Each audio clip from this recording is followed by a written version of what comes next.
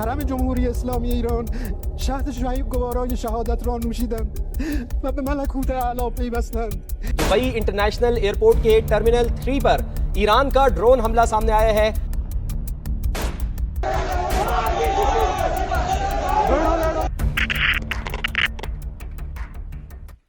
اس وقت ایران ہی نہیں بلکہ پاکستان کے مختلف شہروں میں پروٹیسٹ اور مظاہرے جاری ہیں، اور اس کی وجہ یہ ہے کہ آیت اللہ خامنہ ای کو اسیسینیٹ کر دیا گیا ہے. امریکہ اور اسرائیل کی طرف سے جوائنٹ ایکشن کرتے ہوئے، اور پچھلی مرتبہ جب جون 2025 کے اندر 12 دنوں کی جنگ ہوئی تھی ایران اور اسرائیل کے درمیان، جس میں امریکہ نے پہلی مرتبہ اسرائیل کو گود میں بٹھا کر حملے کیے تھے، تو تب بھی اسرائیلیز کی طرف سے یہ پریس رپورٹس میں خبریں شائع کی گئیں کہ آیت اللہ ہمارے نشانے پر تھے، لیکن ہم نے اسی لیے ان کو ایلیمنیٹ نہیں کیا کہ ڈونلڈ ٹرمپ نے اپروول نہیں دی تھی. لیکن یہ بات بالکل ایویڈنٹ اور کلیئر تھی کہ IRGC اور ایران کی انٹیلیجنس ولنریبلٹی، یعنی کہ تکنیکی صلاحیتوں کی کمزوریاں اتنی زیادہ ہو گئی تھیں کہ نہ ان کے چیف جسٹس اس وقت بچے، نہ ان کے ملٹری کے کمانڈر بچے، نہ ان کے IRGC کے قریب ترین لوگ آیت اللہ کے وہ اس وقت بچے، جس سے ثابت یہ ہوا کہ وہ جہاں چاہیں جب چاہیں آ کر اٹیک کر سکتے ہیں، اور ایران کا جو اینٹی ایئر کرافٹ یا ایریل سپورٹ نیٹ ورک ہے اس کو ڈسمینٹل کر سکتے ہیں. اس مرتبہ امید یہ کی جا رہی تھی کہ شاید کچھ ڈپلومیٹک ٹاکس ہو جائیں گی، کیونکہ پریس میں جو خبریں چھپ رہی تھیں، اس کے علاوہ جنیوا کے اندر مذاکرات ہوتے ہیں، اور ساتھ ساتھ جو ٹاکس کا سلسلہ عمان میں چل رہا تھا. اب آپ یہ دیکھیے کہ عالمی پالیٹکس میں، گلوبل پالیٹکس میں جو دکھایا جاتا ہے، جو بولا جاتا ہے، وہ بالکل حقیقت نہیں ہوتی. جس طرح پاکستان نے کولڈ وار کے پیریڈ کے دوران ضیاء الحق کی رجیم کے انڈر یہ بتایا کہ ہم کسی صورت اٹامک بام کو ایکوائر نہیں کرنا چاہتے، لیکن کر لیا اینڈ پہ. جس طرح جرمنز یہ کیا کرتے تھے سیکنڈ ورلڈ وار میں کہ روس کے ساتھ اور برٹن کے ساتھ انہوں نے پیس کا، امن کا معاہدہ سائن کر لیا کہ آپ پر حملہ نہیں کریں گے، پھر بھی کر دیا. یہاں پر بھی یہی ٹرکسٹر ایٹیچیوڈ امریکہ اور اسرائیل نے رکھا. اس کی وجہ یہ ہے کہ عمان کے اندر جو ڈسکشن ہو رہی تھی اس میں ڈیل تقریباً مکمل ہونے کی باتیں ہو رہی تھیں. یہ کہا جا رہا تھا کہ 3 آبجیکٹیوز ہیں امریکہ اور اسرائیل کے. نمبر 1 یہ ہے کہ آپ نے یورینیم کی افزودگی نہیں کرنی، انرچمنٹ نہیں کرنی. نمبر 2 کیا ہے کہ آپ نے اپنی ساری جو پراکسیز ہیں، جس میں حزب اللہ ہے، جس میں حماس ہے، ہوتیز ہیں، ان میں سے کسی کو سپورٹ نہیں کرنا. تیسری یہ ہے کہ آپ نے میزائل پروگرام اپنا بند کرنا ہے. تو کہا یہ جا رہا تھا، ایون 27 فیبروری کو، آج سے 2 روز پہلے، یہ خبریں سامنے آ رہی تھیں کہ ایران نے اگری کر لیا ہے، متفق ہو گیا ایران کہ ہم کبھی بھی جوہری توانائی حاصل نہیں کریں گے فار دا ملٹری پرپزز. لیکن اس کے باوجود 24 گھنٹے کے بعد ان پہ حملہ کر دیا گیا، بالکل تمام قوانین کی خلاف ورزی کرتے ہوئے. اینٹیسپیٹری اسٹرائک کا اس کو نام دیا گیا کہ پہلے ایران حملہ نہ کر دے تو ہم نے حملہ کر دیا. حالانکہ ایران یہ اعلانات کر رہا تھا کہ ہم معاہدہ کرنے کو تیار ہیں، اور ڈونلڈ ٹرمپ وہ آدمی ہے جس نے JCPOA، یعنی کہ جو اوباما کے انڈر نوکلیئر ڈیل ہوئی تھی، اس کو آ کے ختم کر دیا تھا، اور اب وہی نوکلیئر ڈیل کی باتیں کر رہا تھا. سب کو علم تھا کہ یہ سب کا سب فساد اور جھوٹ ہے. تو وہی ہوا جناب جس کا ڈر تھا. 28 فروری سیٹرڈے کا دن آپریشن ایپک فیوری امریکہ نے، اور آپریشن لائنز رور، لائن کا مطلب تو آپ کو پتہ ہوگا، یہ سمبل ہے، یعنی کہ فارس کی جو ایمپائر تھی کسی دور میں، یعنی کہ رضا شاہ پہلوی کے انڈر جو ایران تھا، اس کے جھنڈے میں شیر کا نشان آپ کو دکھائی دے سکتا ہے. اس دور کی ایمپائر بنانے کی بات اس میں شامل تھی سمبلزم میں. یہ آپریشن انلیش کر دیے گئے. کہا گیا کہ اسرائیل نے سب سے بڑا اپنا ایریل فلیٹ جو ہے وہ بھیجا ہے. 200 فائٹر جیٹس اور 1200 میونیشن فائر کیے گئے یہاں پہ. 24 صوبے، یعنی کہ 31 میں سے ایران کے 24 صوبوں پر حملے شروع کر دیے گئے. اس مرتبہ لوکیشنز بھی انہوں نے کھل کر نہیں بتائیں کہ ہم کہاں کہاں اٹیک کر چکے ہیں، تاکہ وہ میکسیمم ڈیمیج کر سکیں اگینسٹ دا لاسٹ ایئر، جب انہوں نے فورڈو میں نتانز کی نوکلیئر سائٹس پہ حملے کیے تھے. آبجیکٹیو کیا تھا؟ آبجیکٹیو اپیرنٹلی یہ ہے کہ نوکلیئر انفراسٹرکچر کو کمپلیٹلی ڈسمینٹل کریں، تاکہ دوبارہ ایران کے پاس زندگی میں کبھی یہ آپشن بھی نہ ہو کہ وہ انرچمنٹ کر سکے. دوسرا، وہ یہ بھی چاہتے ہیں کہ ہرمز کو کنٹرول کر لیا جائے. ہرمز وہ جگہ ہے جہاں سے دنیا کا 20% تقریباً تیل جو ہے وہ گزرتا ہے، شپمنٹس اس کے، اور 30% دنیا کا جو سی بورن آئل ہے وہ بھی گزرتا ہے وہاں سے. تو اس کے کنٹرول کا بھی حصول جو ہے وہ ایک آبجیکٹیو تھا. اس کی وجہ یہ ہے کہ ایران کے پاس یہ بہت بڑا ٹرمپ کارڈ تھا جس سے دنیا خوفزدہ تھی کہ اگر انہوں نے یہاں سے تیل کی سپلائی روکی تو پوری دنیا میں آئل مارکیٹس جو ہیں وہ کلیپس کر جائیں گی. اور اس کے بعد ایک آبجیکٹیو جو بتایا جاتا ہے وہ چائنا اور روس کا بڑھتا ہوا انفلوئنس تھا یہاں پہ. لیکن رجیم چینج کے حوالے سے جو ہم یہ سوچ رہے ہیں کہ وہ باہر سے کوئی بندہ لا کے بٹھانا چاہ رہے تھے, ایسا ہو نہیں سکتا. وہ میں آگے جا کے بتاؤں گا کیوں. اس طرح سے ایئر ڈیفنس سسٹم جو ہے وہ ایران کا ڈسٹروائے کر دیا گیا. ایران ہمیشہ سے خاصا کمزور رہا ہے ایریل ڈیفنس میں, کیونکہ ان کی ایئر فورس سوفسٹیکیٹڈ نہیں ہے اور ہمیشہ یو ایس اور اسرائیل کے جو ایئر کرافٹس آتے ہیں وہ انٹرسیپٹ نہیں کر پاتے. بری طرح سے ناکامی ہوتی ہے ان کے رڈار سسٹم کی. اس مرتبہ بھی یہی نظر آیا. اور فورڈو میں, نتانز میں, اصفہان میں, پرچم کے اندر کمپلیکس ٹارگٹس جو ہیں وہ بنائے گئے اور ان سب کو نیوکلیئر فیسلٹیز کو بھی اس بار ٹارگٹ کیا گیا ہے. اور ساتھ ساتھ یہ ہے کہ ایران کی ساری گورنمنٹ باڈیز جس میں منسٹری آف ڈیفنس آتی ہے, انٹیلیجنس کی منسٹری آتی ہے, آیت اللہ کا اپنا کمپاؤنڈ آتا ہے, اس پر حملے کرنے شروع کر دیے گئے. بی بی سی نے رات گئے یہ رپورٹ کیا کہ آیت اللہ کے کمپاؤنڈ سے دھواں نکلتا ہوا دکھائی دے رہا ہے, لیکن پہلے ڈینائل سامنے آئے کہ نہیں, ان کی زندگی محفوظ رہی ہے, وہاں موجود نہیں تھے. لیکن اس کے بعد میں 86 year old Ayatollah Khamenei was assassinated. The news got confirmed by the Iranian media as well. اور اس کے بعد ایک ویو آف ایموشن آپ کو دکھائی دیتی ہے پورے اس خطے کے اندر, نہ صرف ایرانین کمیونٹی بلکہ اہل تشیع کمیونٹی جو پورے پاکستان میں بھی بستی ہے, وہاں پر بھی ہمیں یہ دیکھنے کو ملا کہ people were really overwhelmed because they saw him as their spiritual spearhead, as their spiritual leader. تو 1989 سے جو ان کا رول تھا وہ بالآخر اختتام کو پہنچا, اور اس کے علاوہ ہائی ویلیو ٹارگٹس جو ہیں وہ ایک ایک کر کے ایلیمینیٹ ہوتے رہے امریکہ اور اسرائیل کی اسٹرائکس میں. کچھ اہم نام اگر میں لوں تو ڈیفنس منسٹر امیر ناصر زادے کا نام اس میں آتا ہے. اس کے علاوہ commander in chief of IRGC ان کو بھی نہیں چھوڑا. میجر جنرل محمد پاکپور ان کا نام تھا, ان کو اسیسینیٹ کر دیا گیا. سیکرٹری آف ڈیفنس کونسل علی شمخانی کو اسیسینیٹ کر دیا گیا. Chief of staff of the arm forces عبد الرحیم موسوی کو بھی انہوں نے اسیسینیٹ کر دیا. یعنی کہ جہاں دل کیا وہاں پر حملہ کیا, پریسین سٹرائکس کی. اور اس وقت صورتحال کیا ہے؟ اس وقت صورتحال یہ ہے جناب کہ جو انٹرم حکومت ہے وہ ان پلیس ہے, ہم یہ کہہ سکتے ہیں. ویسے تو صورتحال اتنی واضح نہیں ہے, 48 گھنٹے سے پہلے ہو بھی نہیں سکتی کہ ریپلیس کون کرے گا ان کو. لیکن 3 لوگوں کی جو لیڈرشپ کاؤنسل ہے جس میں پریزیڈنٹ مسعود پزشکیان ہیں, اس کے علاوہ جوڈیشری کے چیف ہیں اور جورسٹ جو کلرک ہیں وہ گارڈین کاؤنسل کے, ان تینوں کی ایک باڈی ہے جو ایک عبوری سیٹ اپ کے ساتھ ایران کو رول کر رہی ہے. اور اس دوران صرف اور صرف ملٹری یا پولیٹیکل ٹارگٹس نہیں تھے اسرائیل کے اور امریکہ کے, بلکہ یہ ایپسٹین فائل کے اندر دنیا بھر کی غلاظتیں کرنے والوں نے نہ صرف ایران کو جو لبریشن کرنے کا نعرہ لگایا, انہوں نے ایران کی بچیوں کے بھی اسکولوں پر حملے کر دیے. اس کی وجہ یہ ہے کہ مناب کا ساؤدرن سٹی یعنی کہ ہارمزگان پروونس, وہاں پہ شارجہ طیبہ اسکول تھا. اس ایلیمنٹری اسکول کے اوپر بم گرائے گئے جو کہ 200 فیٹ دور تھا کسی ملٹری بیس سے. تو ڈیفنس یہ پیش کیا جا رہا ہے کہ دراصل ٹارگٹ مس ہو گیا, اسکول پہ حملہ ہو گیا اور 148 بچیاں جو اسکول میں پڑھ رہی تھیں ان کی جانیں چلی گئیں. اس میں اس نوعیت کے سیویئر وار کرائمز ان کی طرف سے کیے گئے. ان سارے اٹیکس کے اندر ایران میں ریڈ کریسنٹ سوسائٹی کے مطابق 200 کے قریب ایرانینز کی جان جا چکی ہے, ہزاروں زخمی ہیں.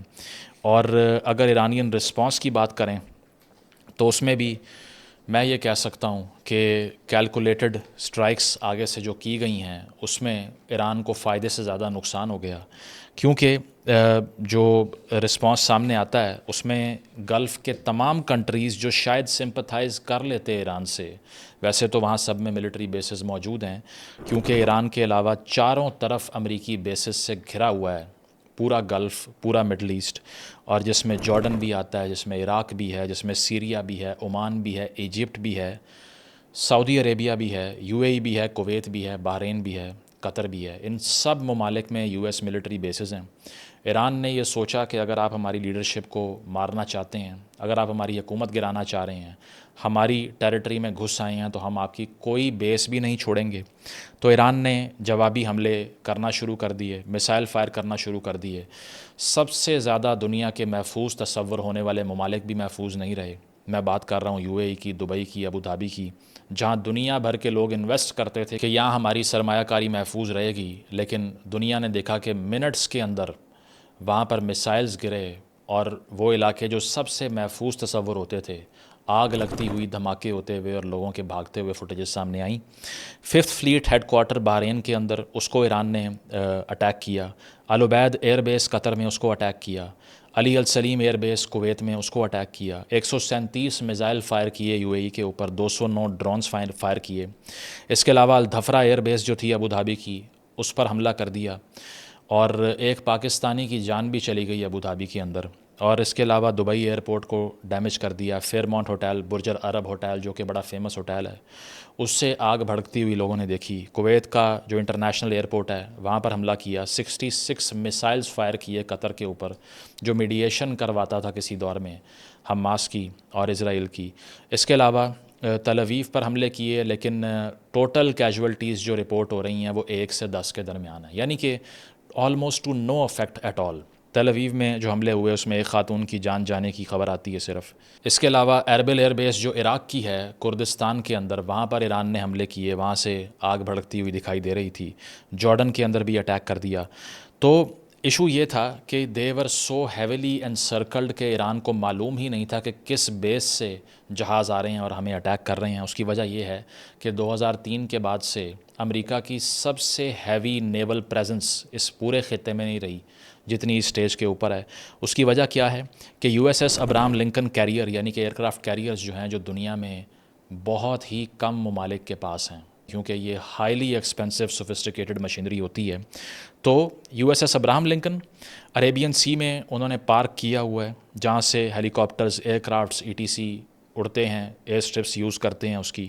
اور ساتھ ساتھ Gerald R Ford, U S S Gerald R Ford کو بھی وہاں پر اسٹیشن کیا گیا ہے امریکہ کی طرف سے۔ اور اس کے علاوہ 3 کامبیٹ شپس ہیں، F-15 strike eagle year crafts ہیں، ان سب سے امریکہ نے حملے کیے۔ تو اسی لیے ایران نے out of share help lessons تمام ملٹری ٹارگٹس کو اٹیک کرنا شروع کر دیا۔ یہ نہیں سوچا کہ تمام گلف کنٹریز کی ایک الائنس ہمارے خلاف بن سکتی ہے۔ افیکٹ کیا ہوا؟ کچھ بھی نہیں۔ کوئی کیجولٹی ہوئی؟ آلموسٹ نہیں ہوئی۔ بڑا ڈیمیج ہوا؟ نہیں ہوا۔ لیکن سمبولک طور پہ تمام گلف سٹیٹ نے کنڈیم کرنا شروع کر دیا ایرانین اگریشن کو، اور یہ کہا کہ آپ نے ہماری سوورینٹی کو بریچ کیا ہے، جبکہ ہم نے ڈائریکٹلی آپ پہ کبھی حملہ نہیں کیا۔ اس طرح سے تمام عرب دنیا کی دشمنی بھی مول لے لی۔ وہ اور بات ہے کہ عرب دنیا کسی قابل تو ہے نہیں کہ وہ ایران کو پروٹیکٹ کرتی یا پھر امریکہ کو کنفرنٹ کرتی، لیکن پہلے وہ یو ایس کو بیسز دیا کرتے تھے، اب وہ ایکٹیولی اینٹی ایران سینٹیمنٹ رکھتے ہیں کل کے حملوں کے بعد۔ یہ وہ وقت ہے جب ایران کی رجیم اپنی ہسٹورک لو کے اوپر تھی۔ اتنی کمزور ایران کی رجیم پچھلی جو صدی ہے اس میں آنے والے انقلاب کے بعد سے کبھی بھی نہیں رہی۔ اس کی وجہ یہ ہے کہ ان کی تمام ملیٹنٹ آف شوٹس جو تھیں، جس میں یمنی حوثی تھے، یا اس کے علاوہ بشار الاسد کی سیریا میں رجیم تھی، یا جارڈن کے اندر یا دیگر ممالک کے اندر حزب اللہ تھی، حماس تھی غازہ کے اندر، ایک ایک کر کے سب کو ڈسمینٹل کر دیا گیا اسرائیل کی طرف سے۔ تو نہ آپ کے پاس کوئی عالمی قوت ہے لڑنے کے لیے آپ سے، نمبر 2 یہ کہ آپ کے اپنے اندر اتنی زیادہ فالٹ لائنز ریسنٹ تاریخ میں کبھی نہیں رہیں۔ اس کی وجہ یہ ہے کہ جون 2025 کے اندر جو ساری انسرجنسی جو لڑائی ہوتی ہے، اس کے بعد ہم نے یہ دیکھا کہ مہنگائی میں شدید اضافہ ہو گیا۔ 1.7 ملین یعنی کہ 17 لاکھ ایرانی ریالز کا $1 ہو گیا۔ واٹر راشننگ شروع ہو گئی، پانی اربن سینٹرز میں ختم ہونا شروع ہو گیا، اور غذائی قلت پیدا ہونا شروع ہو گئی۔ بازاری کمیونٹی سڑکوں پر آ گئی، احتجاج کیا، رجیم کو باہر نکالنے کی نعرے بازی کی۔ اور اس کے بعد کیا ہوا؟ اس کے بعد یہ ہوا کہ عالمی میڈیا تو یہ کہتا ہے کہ 15 سے 20 ہزار لوگوں کو آیت اللہ کی رجیم نے بچر کر دیا۔ لیکن چونکہ مجھے پتہ ہے کہ آپ سب یہی کہیں گے کہ ان کے فیکٹس پہ رلائے نہیں کر سکتے کیونکہ وہ اینٹی ایرانین میڈیا ہے، تو ایران کی اپنی حکومت نے یہ تسلیم کیا کہ ہم نے 3000 ایرانینز کو مارا ہے۔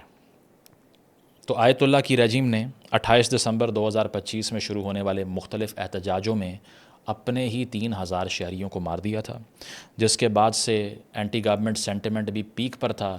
ہم یہ بھی ڈینائی نہیں کر سکتے کہ پرو گورنمنٹ سپورٹرز بھی وہاں پہ ایگزسٹ کرتے ہیں، اور بہت ہی میسو پولرائزیشن ایران کے اندر ایگزسٹ کرتی ہے۔ اسی لیے بہت سے لوگ یہ الزام بھی لگاتے ہیں کہ شاید یہ جو انٹیلیجنس شیئرنگ ہوتی ہے کہ آیت اللہ کدھر ہیں، کہاں موومنٹ ہو رہی ہے, کدھر جا رہے ہیں, رات کو کہاں سو رہے ہیں, آفس کہاں پر ہے, یہ ایک ایک چیز شاید اندر سے کچھ لوگ لیک کرنا شروع ہو جاتے ہیں. اس کی وجہ یہ ہے کہ سب سے پہلے ان کی ڈیڈ باڈی کی تصویر اسرائیل اور امریکہ کے ہاتھ لگ گئی. وہ یہ کلیم کر رہے تھے, میڈیا کو نہیں ملی. کیسے ہوا کسی کو نہیں معلوم. لیکن اس کا ایک اور ڈائریکشن بھی ہے, وہ یہ ہے کہ آرٹیفیشل انٹیلیجنس کا یوزج جو ہے اس خطے کے اندر اسرائیل نے بہت پہلے سے شروع کر دیا تھا, جس میں روبوٹک گنز یعنی کہ کلر روبوٹس کا یہ لوگ استعمال کرتے ہیں. اور یہ کہانیاں نہیں ہیں, گوگل کر لیجئے کہ مختلف اے آئی انٹیگریٹڈ سافٹ ویئرس کے ذریعے اور عام ٹیکنالوجی کے ذریعے, جس کو کلر روبوٹس جس طرح سے میں نے آپ کو بتایا کہتے ہیں, انہوں نے غازہ اسٹرپ میں بھی ان کا استعمال کیا تھا. اس میں سے کچھ کا نام ہے لیونڈر. نمبر 1 لیونڈر ٹیکنالوجی, اگر آپ اس کو گوگل کریں. Number 2 the gospel. Number 3 where is daddy.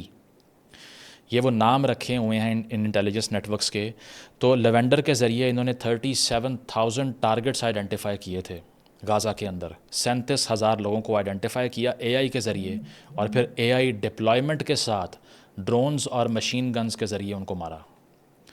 تو یہاں پر بھی ایک بہت بڑا کنسرن یو این کی طرف سے بھی بہت سی باڈیز کرٹیسائز کر چکی ہیں کہ یہ جو اٹونومس کلنگ روبوٹس ہیں ان کو روکنا پڑے گا, ادروائز یہ بچر کر سکتے ہیں انسانوں کو, اور ان پر انسانوں کا اپنا کنٹرول بھی ہاتھ سے نکل سکتا ہے اگر ہم نے ان کو نہ روکا. لیکن اس کے باوجود اوپن اے آئی نے بہت سے سیکرٹ اگریمنٹس بھی کر رکھے ہیں یو ایس ملٹری کے ساتھ, سی آئی اے کے ساتھ. اور یہاں پر بھی انٹیلیجنس تھی سی آئی اے کی, جس نے آیت اللہ کو اسیسینیٹ کیا, اور انہوں نے انٹیلیجنس پرووائڈ کی اسرائیل کو, اور اسرائیل نے آ کر یہ فائنل اٹیک کیا ان کے کمپاؤنڈ کے اوپر جہاں پر اجلاس ہو رہا تھا. دے ور کمپلیٹلی ود آؤٹ کور. کوئی علم نہیں تھا ان کو کہ وہ کتنا ولنریبل ہیں, اور اس طرح سے انہوں نے موکنگلی آ کے سب کو, ٹاپ لیڈرشپ کو ایلیمنیٹ کرنا شروع کر دیا. جو ان کے صدر ہیں مسعود, ان کی طرف سے یہ اعلان کیا گیا ہے کہ یہ اوپن ڈکلیریشن آف وار ہے مسلمانوں کے خلاف. لیکن میرا سوال یہ ہے کہ آپ کے خطے کا کوئی ایک مسلم ملک بھی ایسا ہے جو اینٹی اسرائیل اور اینٹی امریکہ ہو, کیونکہ سب نے ملٹری بیسز ان کو دی ہوئی ہیں. اور دوسری بات یہ ہے کہ پاکستان کے اوپر یہ جو تنقید ہوتی ہے میری سمجھ سے باہر ہے. بہت سے لوگ سوشل میڈیا پہ اپنے فیوریٹ لیڈر کا رونا رو رہے ہیں, اور وہ کہہ رہے ہیں وہ ہوتا تو اس نے منہ توڑ دینا تھا. او بھائی, جب وہ تھا نا, قاسم سلیمانی کی اسیسینیشن ہوئی تھی, ٹرمپ نے کہا تھا کہ کنگریچولیٹ کیا تھا فون کر کے انہوں نے کہ مزہ آ گیا, جس کے لیے آپ یہاں پہ چھاتی پیٹ رہے ہو. ایبسولوٹلی ناٹ کہنے والا نہیں ہے. اس قسم کی ایڈیوسنکرسیز پھیلاتے ہو نا کہ آپ کو ملک کی ڈیفینیشن کا ہی نہیں پتہ ہوتا, آپ سارے ملک کو, ساری ریاست کو کنفائن کر دیتے ہو ایک آدمی کے اوپر, کہ اگر ایک آدمی آئے گا نا تو ریاستی رسپانس ہی تبدیل ہو جائے گا. اور ایران کے ساتھ لانگ سٹینڈنگ پارٹنرشپ کا میں نے پہلے بھی ذکر کیا تھا کہ ہم وہ ملک ہیں جس نے سب سے زیادہ زور مارا پوری دنیا میں کہ ایران کے پاس جوہری ہتھیار آ جائیں. لیکن جب IAEA کی انسپیکشن ہوئی تو انہوں نے ہمارا نام دے دیا ان کو. دوسرا یہ ہے کہ بارڈر ٹیررزم کو بھی ہم نے ایران سے ٹالریٹ کیا ہوا ہے. ہمارے یہاں پہ ان کی طرف سے بمباری بھی ہوتی رہی. چابہار پورٹ انہوں نے انڈیا کے حوالے کر دیا, اور اس سب کے باوجود ہم نے ایران کو کنڈیم نہیں کیا, نہ اسرائیلی سٹرائکس کو, نہ امریکن سٹرائکس کو سیلیبریٹ کیا. پاکستان کی فارن پالیسی اسٹیج کے اوپر پرفیکٹلی پوائزڈ اور پریگمیٹک ہے, جیسے کہ ہونی چاہیے. اگر کسی کا یہ دل کر رہا ہے, کسی کو خواہش ہو رہی ہے کہ لڑ پڑو, بم چلا دو, ان کو یہ نہیں پتا کہ دنیا کے باقی ممالک کا پھر حال کیا ہوا تھا جو پریگمیٹزم کو چھوڑتے ہیں نا, جس میں آپ لیبیا دیکھ لیں, جس میں آپ سیریا دیکھ لیں, جس میں افغانستان دیکھ لیں, جس میں عراق دیکھ لیں, اور اب ایران بھی دیکھ لیجئے آپ. یہ وہ ملک ہے جس نے ایک گلوبل ایمپائر سے لڑنے کے لیے, سوویٹ رشیا کے لیے, آج تک کاسٹ پے کی ہے. ابھی تک یہاں اوپیم اور کلاشنکوف ختم نہیں ہو رہی, ریفیوجی کرائسس ڈیل نہیں ہو رہا ابھی تک. آپ ابھی بھی یہی چاہتے ہیں کہ گھس جاؤ اور لڑ پڑو اور منہ توڑ دو جا کے. یہ جذبات کے ساتھ ریاستیں نہیں چلتیں, ریاست چلتی ہے پریگمیٹزم کے ساتھ. کسی کو اچھا لگتا ہے نہیں لگتا وہ ان کی مرضی ہے. پاکستان نے ایران پر ہونے والے اگریشن کو بھی کنڈیم کیا ہے اسرائیل اور امریکہ کی طرف سے, اور ساتھ ساتھ گلف سٹیٹ میں جو کلوز پارٹنرز ہیں جس طرح UAE ہے اور سعودی عربیہ ہے, ان پر ایرانین اگریشن کو بھی کنڈیم کیا ہے. اور اگر کوئی یہ کہتا ہے نا کہ یہ کس قسم کی پالیسی ہوئی کہ کلیئرٹی نہیں ہے, تو فارن پالیسی ہے ہی نام جھوٹ بولنے کا. اگر سمجھ آتی ہے تو ٹھیک ہے, ادروائز آپ کو کچھ بھی نہیں پڑھنا آتا. اس کا مطلب یہ ہے A successful foreign policy is the one that avoids confrontation, convinces all people that you are with them, and also ensures the protection of your own populace. تو اس سٹیج کے اوپر ایک ایک کر کے اسرائیل اور امریکہ نے دنیا کے تمام جو بیلیجرنٹ کنٹریز ہیں, مسلم کنٹریز ہیں, ان کو ڈسٹرائے کر دیا ہے. فائنلی ایک ملک جو پاکستان ہے, جو اس کارنر کی طرف ہے, اگر اس سٹیج کے اوپر وہ پاکستان کے بارڈر پہ آ کے بیٹھ جائیں, it is going to be a huge problem. So everybody who thinks that we should pick a fight with them is an absolute fool. کیونکہ اس سٹیج کے اوپر آ کے آپ کو ہیویلی سوفسٹیکیٹڈ اور انٹیلیجنٹ فارن پالیسی میں آپریٹ کرنا ہے، جذباتیات میں مرنا نہیں ہے، اپنے اوپر حملہ نہیں کرنا۔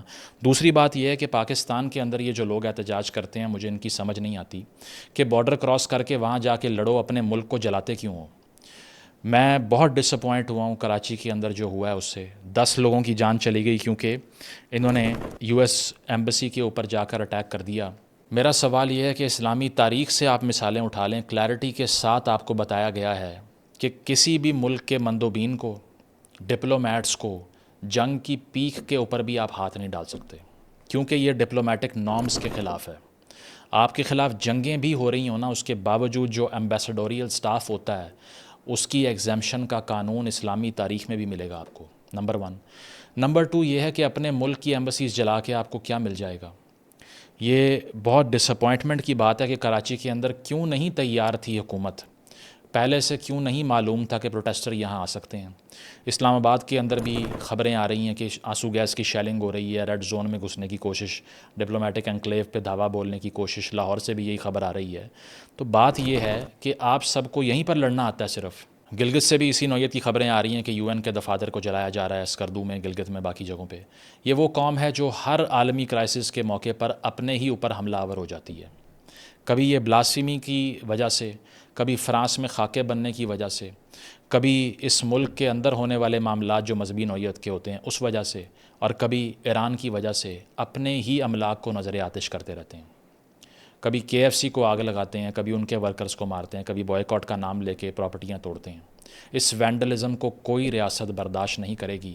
میں تو کہتا ہوں کہ کمپلیٹلی ان کو فورس کے ساتھ ڈیل کرنا چاہیے ان لوگوں کو، کیونکہ یہ اپنے ہاتھ میں ریاست لے لیں، یا تو یہ کوئی بھی دنیا کی ہیومین سٹیٹ الاؤ نہیں کر سکتی کہ آپ باہر نکلیں، کسی بھی ملک کے ڈپلومیٹک سٹاف کے اوپر چڑھ جائیں اور آگ لگا دیں ہر چیز کو وہاں سے۔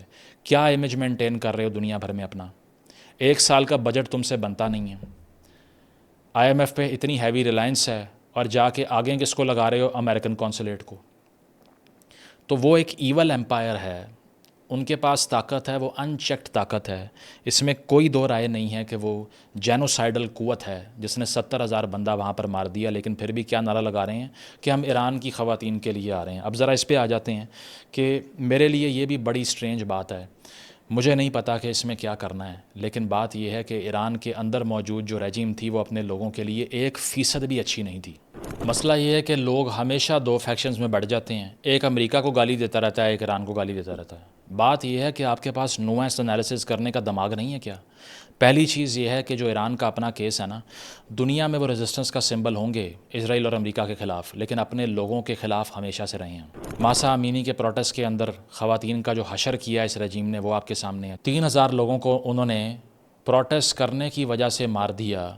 آج سے 2 مہینے پہلے یہ ایران کی اپنی رجیم کہہ رہی ہے انٹرنیٹ ڈسرپشنز وہ کر دیتے ہیں، کسی بھی قسم کی سول لبرٹیز وہ الاؤ نہیں کرتے، خواتین کو ملک چھوڑنے کی پرمیشن وہ نہیں دیتے۔ اس کے علاوہ طاقت کیپچر کر کے 50 سال سے بیٹھے ہوئے ہیں، یہ بھی آپ کے سامنے ہے۔